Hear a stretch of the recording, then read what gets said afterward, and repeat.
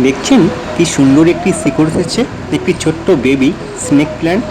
কীভাবে এটিকে আমি তৈরি করলাম সেটি দেখতে হলে প্রথমে সংগ্রহ করতে হবে গার্ডেন সয়েল, নর্মাল সাধারণ মাটি।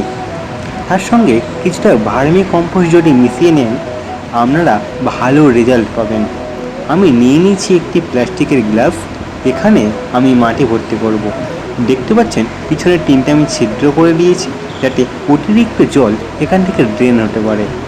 এবার আমি এই গ্লাসের মধ্যে মাটি দিয়ে আপনাদের সামনে তৈরি করে দেখাবো কীভাবে বেবি স্নেক প্ল্যান্ট তৈরি করতে হয়।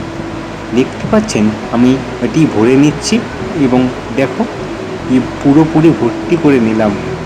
এরপর আমার আনা সেই স্নেক প্ল্যান্টের লিফ বা পাতাটিকে এর মধ্যে প্রবেশ করিয়ে দিলাম। কিছুটা পরিমাণ প্রবেশ করিয়ে ভালো করে জল দিয়ে আমি ভিজিয়ে নিচ্ছি। দেখছেন অতিরিক্ত জল আমার গ্লাসের ছিদ্র থেকে ড্রেন হয়ে গেল। এবার এটিকে আমি একটা জায়গায় কম সূর্যের আলো পৌঁছায় তেমন একটি জায়গায় আমি এটিকে রেখে দেব। প্রায় 1.5 থেকে 2 মাসের মধ্যেই আমার এই স্নেক প্ল্যান্ট থেকে একটি চারা তৈরি হয়ে গেছে। দেখুন পুরোপুরি সম্পূর্ণ একটি স্নেক প্ল্যান্টের চারা।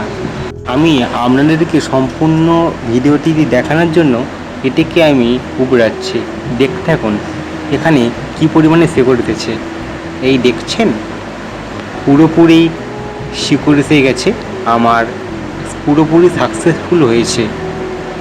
দেখছেন ঠিক এজের ধার থেকে আমার স্নেক প্ল্যান্টটি গ্রো করেছে, আর ছোট্ট একটি বেবি প্ল্যান্ট।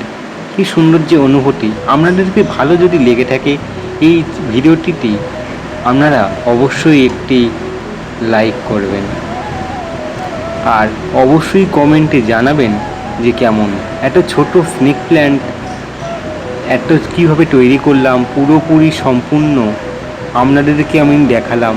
ভালো লেগে থাকলে অবশ্যই একটি কমেন্ট করুন। দেখছেন কেমন অনুভূতি। এইভাবে আপনারা যদি স্নেক প্ল্যান্টের পাতা থেকে চারা তৈরি করেন অবশ্যই সফল হবেন। Please support us if you are a green lover. Thank you.